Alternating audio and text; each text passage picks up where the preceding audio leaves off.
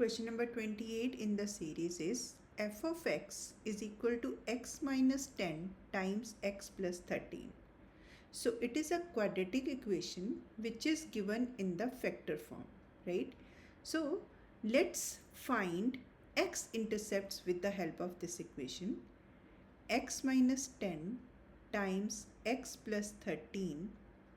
Now when I say x-intercepts, that means at x-axis point y or coordinate y is 0, right? So and what is this? This fx is y.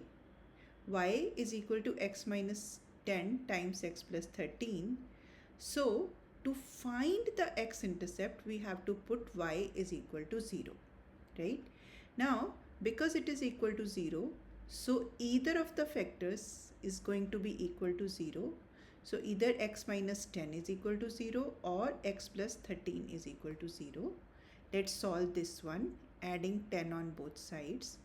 So either x is equal to 10 or x is equal to subtracting 13 on both sides. X is equal to minus 13. So these two are the x-intercept. What does this mean?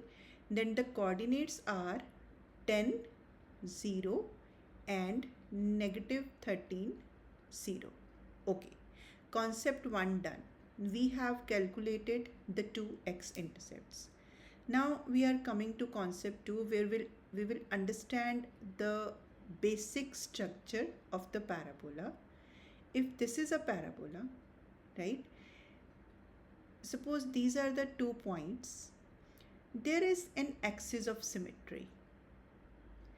That axis of symmetry is actually in the middle of these 2 points, right? Whatever is this coordinate and whatever is this coordinate, that will be exactly in the middle. Point number 1. Point number 2, axis of symmetry always passes through the vertex, right? So because this is the line parallel to y-axis, its x coordinate will be same. So whatever is the midpoint over here, right, that midpoint will also be the x here, and there is some y for it. Now this is the point, because parabola is like can be extended on both sides. So this point will be the lowest point in the graph. So here the value of y will be minimum. Now the question is, the function f is defined by the given equation. For what value of x does fx reach its minimum? So for what value of x fx reach its minimum? So that means we need to find this x. That means x coordinate of the vertex. That is the point where this parabola has the minimum value. So that x is needed. Okay. Now let's see the graph of it. This is the graph of the equation.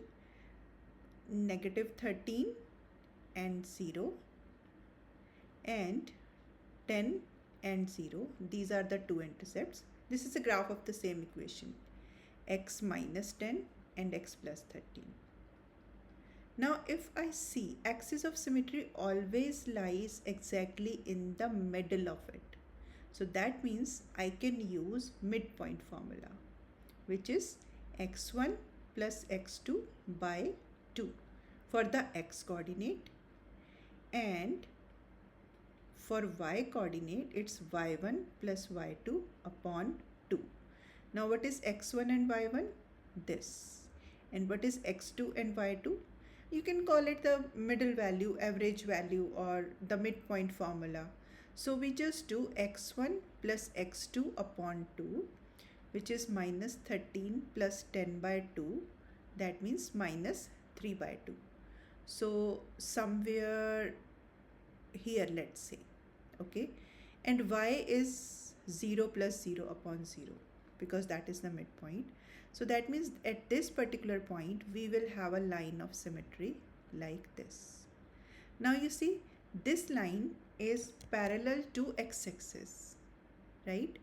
And according to the concept or logic of coordinate geometry, because this value is parallel to y-axis, its coordinate x coordinate will remain same everywhere. See, if I see this, here x is negative 3 by 2, here x is negative 3 by 2, here x is negative 3 by 2, here x is negative 3, also here x is negative 3 by 2, right?